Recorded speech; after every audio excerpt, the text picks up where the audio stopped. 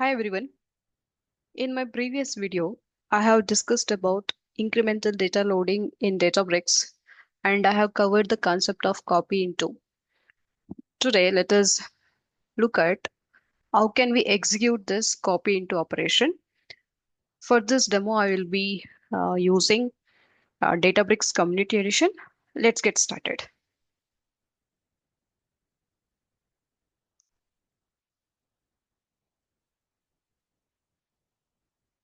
To explain about the copy into functionality, I'm considering three JSON files, which I have hosted on the DBFS.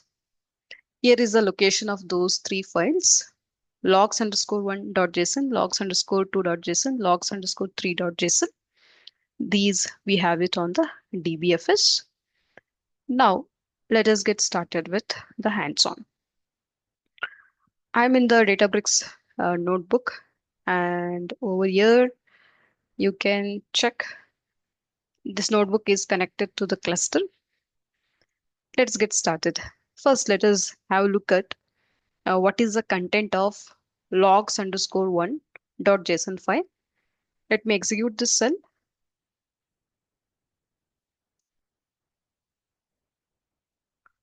As you could see here in this document, there are 12 records that are present and they have the fields like level, message, timestamp, user agent, and user ID.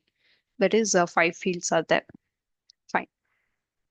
Let us now create a table and load the data into the table. Loads the logs file data into the table. Safety check if at all the table is there already. I will be dropping it.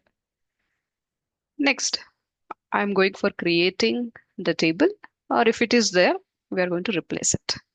Create or replace, timestamp, everything is string except for the user ID. We can see it here. User IDs are numerics and other things. I'm loading it as string.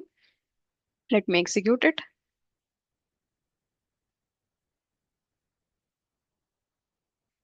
Fine. The table is created.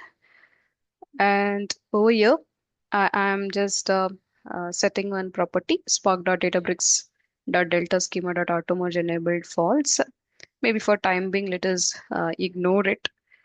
Maybe we'll talk about it in detail later. Here I get option to hide the code. Let me hide it. Let us concentrate on this part. Fine. Table skeleton is created and now let us load the data into it. So this is where our copy into command comes into picture. Copy into the name of the table and specify the location of the file. Then this data is coming in JSON format and we would like to handle the schema changes that may happen across the files from the source folder. Set format options to be merge schema equals to true. Next, while we load the data into the table at the destination and also the table wise, we would like to handle the schema changes. So merge schema equals to true. We are setting here as well. Let us execute it.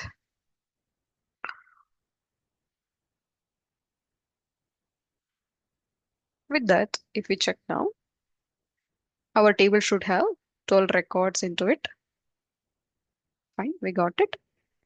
Let us see maybe the sample of it. Right, nice.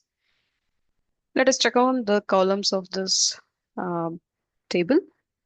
Describe table name. These are the columns that we have and their type. We don't have any column-wise comments.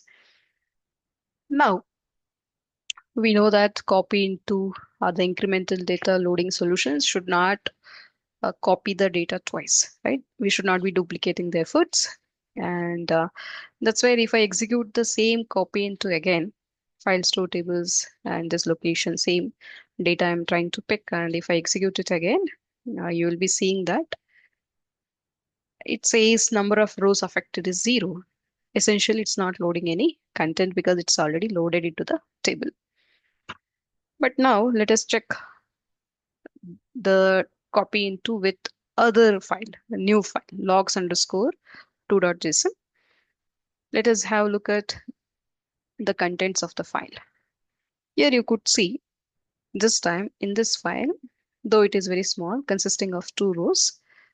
It has a extra column, X column, extra is there. And in that, one of the record has the value and other record doesn't have value for this X column.